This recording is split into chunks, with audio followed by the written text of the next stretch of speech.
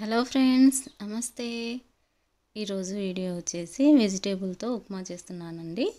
బొంబాయి రవ్వ ఉప్మా.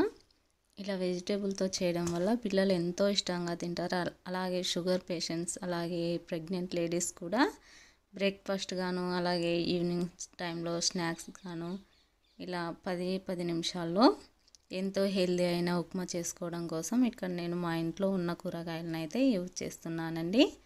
ముందుగా ప్యాన్ పెట్టి స్టవ్ ఆన్ చేసి ఆయిల్ హీట్ అయిన తర్వాత ఆనియన్ ముక్కలు, అలాగే పచ్చిమిర్చి ముక్కలు, క్యారెట్ ముక్కలు, క్యాలీఫ్లవర్ ముక్కలు, దోసకాయ ముక్కలు వేసి పప్పు దినుసులు వేసి ఈ కూరగాయ ముక్కలల్లో వేసి ఆ కూరగాయ ముక్కలు కొద్దిగా సెమీ సాఫ్ట్ కావడం కోసం 1 స్పూన్ ఉప్పు వేసి బాగా కలుపుకొని 2 రెమ్మలు కరివేపాకు వేసుకొని బాగా కలిసేటట్లుగా కలుపుకొని ఒక 5 నిమిషాలు మూత పెట్టేసి కుక్ చేసుకుందాం.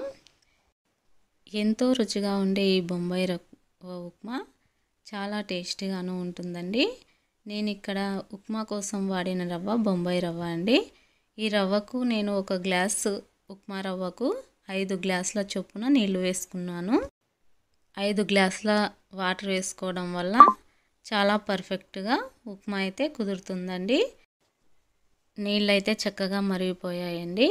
ఇక్కడ ఇంపార్టెంట్గా గుర్తుపెట్టుకోవాల్సిన పాయింట్ ఏంటంటే వాటర్ బాగా మరిగిన తర్వాత బొంబాయి రవ్వని అంతా ఒకటేసారి పోసేయకుండా ఆ గ్లాస్తో, ఏదైతే క్వాంటిటీకి తీసుకున్న గ్లాస్తో పైకి పెట్టి కొద్దిగా పడేటట్లుగా పోసుకోవాలి.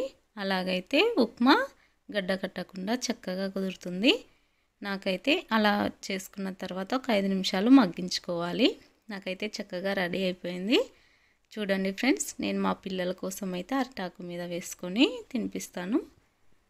ఈవినింగ్ 7 గంటల సమయంలో నేనైతే మా పిల్లలకి ఈ స్నాక్ అయితే చేసి పెట్టానండి. వీడియో నచ్చితే లైక్ చేయండి, షేర్ చేయండి.